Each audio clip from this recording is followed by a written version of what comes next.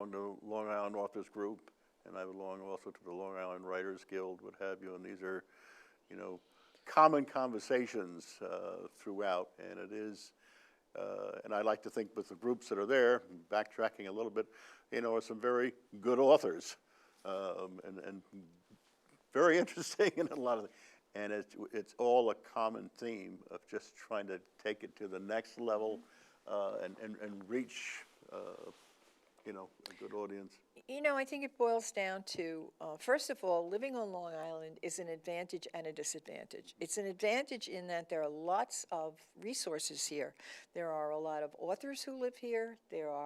We're close to the publishing industry. Yes. There's a lot of marketing that can go on here because there's a lot of radio and TV, local papers. But there's also tremendous competition. Oh. And the competition is what really, I've had agents from, not agents, but representatives from companies tell me, well, if you were living out here in Bloomington, Indiana, I could get you into every Barnes and Nobles. But I don't live in Bloomington, Indiana, and certainly I'm not going to take the train out there either, or a plane. So it's an advantage and a disadvantage. And the second aspect of that is, what do you really want out of your book? Do you want a bestseller? Or do you want just the joy of writing it and have people reading it, chuckling over it, telling you they like it?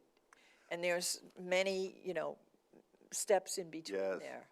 But if you want a bestseller, that means that you're going to have to do tremendous research and have a lot of diligence, a lot of patience, and just keep at it. So I'm happy with the kinds of marketing that we do through LIAG, which you want to talk about because you're one of the people who helps with the marketing. Well, we try, but I'm learning. I am a new member and just always trying to, throw in that's what we need. a couple of ideas. And so, and I think we're, one of the reasons, one thing I think is very good is we're becoming more active, more proactive, I think it is now, in getting ourselves out there. And I think there's more authors' participation as they see that we are making an effort. They want to make an effort a little bit more, and I think that's very important. And again, being redundant maybe, but going back to support, I think that we all give to one another is very important. Sure. I really think that's a key. It's understanding the commonality of problems. And Yes, I know commonality of problems, well put, yes. We have three, I guess you would call them, thrust into the world of marketing. One of them is we have a catalog of the workshops we do. That's when you do a workshop. I do a workshop. And we approach different organizations to do our workshops. I'd like to do something at Walt Whitman House. They do workshops. There's lots of places on Long Island. And then the other thing is fairs. Yes. Crafts fairs and seasonal fairs. They work out well for me. Yes. And the third is libraries. And libraries are pretty good about giving us author events. Yes, I think we've both been involved in a couple of those. And again, the fairs, I think, can be kind of a little hit and miss sometimes. There is no magic formula. I think we all know that, pretty much. But you have to be in it for everybody to participate and get to know who you are. And it's kind of nice in a local fair. I'm from, the Glen Cove area, Glen Cove, Seacliff area. And a couple of people, when we were involved in a recent fair, Mini Mart, they said, oh, I know that book. And that made you feel good because I have my little book, placed in a couple little places in local communities or local stores around town. And so that was kind of a nice feel as probably you have. Yeah, well, one of these shows, one of these Writer's Dream shows, I'd like to do a panel discussion with our LIAG members because we have a new idea, which I think is great, which is the bookstore. Oh, I think it's wonderful. And instead of having everybody try to come to these fairs, we have limited space. You have to pay for the space. We're going to feature a bookstore. Shelves with books from all of our authors. Yes. We have some really very interesting authors as well. Yes. And every genre, from little kids to adults to self-help books, nonfiction, fiction, mystery, history, science fiction, humor. Yes, yes, yeah. Humor.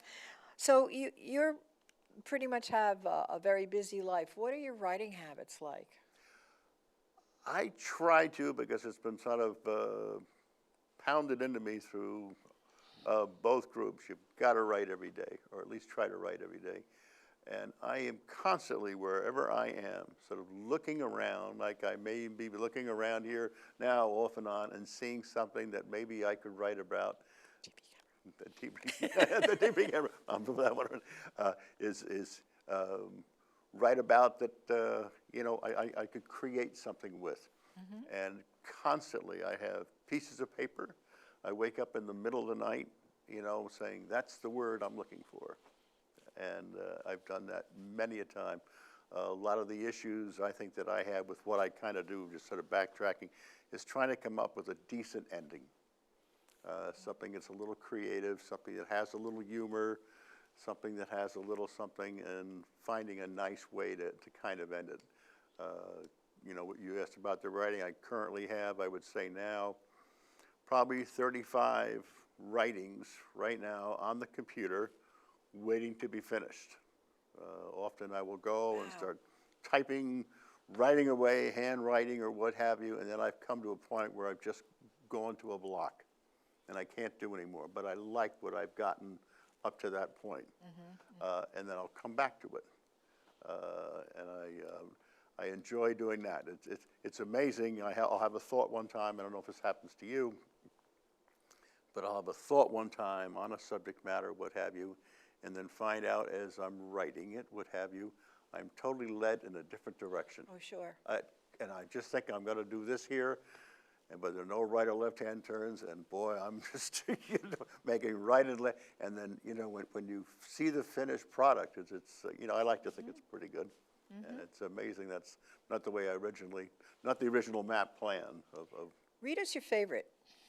Oh, well, should I read you one of the first ones I wrote? Yeah, I guess. sure. And did you want a copy? I do. Okay. I took them off. Oh, okay. You sent them to me. Okay, no, I don't know if you, this is one of the first ones I wrote called Aspirin. Yes, that's the one I like. Okay, Aspirin. Aspirin speaking. It's crowded in here, but who cares? We're all good friends. You know the old saying, 2 pills in a pod. Or is it peas? I forget. Anyway, last night a real treat. Harold, he's the husband, tiptoed out of the bedroom humming. You got this? Ravel's Bolero. Goes into the bathroom, turns on the small light, checks himself out in the mirror, little mouthwash, aftershave lotion, then grabbed for me and my buddy. Takes us back into the bedroom, glass of water in one hand, still humming.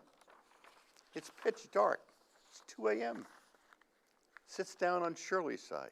Mind you, we're watching this. Shirley, he says, softly nudging her. Shirley, wake up. I bought you these. Sleepily, she answers, but I'm fine. I'm not sick. I don't even have a headache. Smirking, but what does he say? But gotcha. Well, laughing and frolicking around, you know the story. So here my buddy and I will sit. Sometime today, Shirley will grab for us. Man, that Harold is something else. So, you said you have a book in the works. Yes. What is it? Is it another? It's just another one of these, yeah. Okay. I mean, I have some current writings, too, that are not, you know, obviously in the book. If you'd like me to read one of those, I can do that. That's up to you. Yeah, go ahead. Short one? A short one, Okay. because we have like a minute. Oh, I got a minute. All right, well then, bookmark. Very appropriate. I remember when you won me in a writing contest some 30 plus years ago, along with a gift certificate to Chad's Pizzeria. To celebrate, you took that beautiful redhead Julie. If there was ever an 11, she was it. Unbelievable. Whatever happened to her? Chad, you may remember, closed a few years later. You can't have a pizzeria with that name and expect to make it. Anyway, as wonderful and learned this relationship has been, you tick me off when you call it a night at the wrong moment. Nestle me between 2 pages, and I have to live with your decision until you decide to pick us up again. Honestly, your timing in many cases stinks. You did that just as Atticus was warning Scout about weird neighbor Boo Radley. With Truman as he was getting ready to change the world in 1945. Mow green before his meeting with the Don and with Lenny twice, once with the puppy and then with Curly's wife. I forgive you for none of these decisions. I do, however, give you credit. You shared me with your kids when they were young. Nothing beats a little train that could, over and over again. It's perfect. Thank you so much. You're, Tom, for well, coming. thank you. My goodness, thank you very much. I appreciate it.